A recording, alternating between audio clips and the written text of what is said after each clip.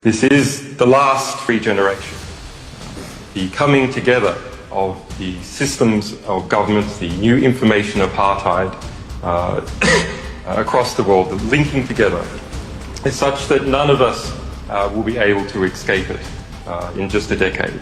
Our identities will be coupled to it, the information sharing is such that none of us will be able to escape it. We are all becoming part of the state, whether we like it or not. So our only hope is to determine what sort of state it is that we are going to become part of. And we can do that by looking and being inspired by some of the actions that produced human rights and free education and so on, by people recognizing that they were part of the state, recognizing their own power and taking concrete and robust action to make sure they lived in the sort of society that they wanted to and not in a hellhole dystopia. Their whole purpose is to create sort of a global militarized totalitarian superstate of the world fighting another world. It's like War of the Worlds. Okay. And that's been a 70-year defense plan. And I know people who've seen that plan. Carol Rosin saw the plan, who is Werner von Braun's spokesperson, who's on our team. And she's almost 80 now, but brilliant mind. And, you know, when she realized in the 70s that this was what was afoot, her whole life was devoted to trying to get some of these projects under control. But where little David's up against an enormous Goliath. The truth will set you free, but first it'll piss you off. But it's time for people to, actually realize that this is something they have to take seriously. About 6G earlier, which is around 2030, I would say that by then, definitely the smartphone as we know it today will not anymore be the usual kind of the most common interface. Wow. Many of these things will be built directly into our bodies.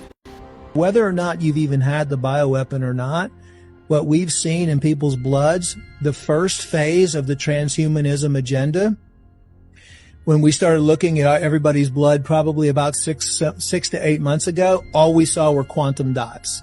Anyone can type in biomedical quantum dots. You're going to come up with all kinds of patents from all kinds of documentation on there to show you that they've been working on this since the late 90s.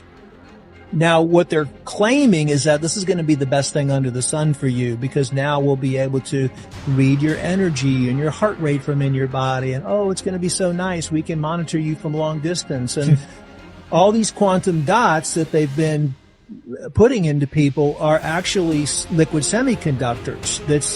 It's the first stage of creating a half human, half cyborg. Wow. And then we were like, well, why is all this PEG, this polyethylene glycol 5000 found in the shots? And why is all these, fibers that we're seeing in there? We literally had to go, and everything that we found, we had to identify and then try to figure out what the heck this thing is. And I can tell you, we're living in a whole nother world right now. No. A lot of people were telling me that they think we're in the days of Noah. And, when the floods came, and part of me thinks we're right back there again, and it's not going to be a flood this time. It's going to be a power.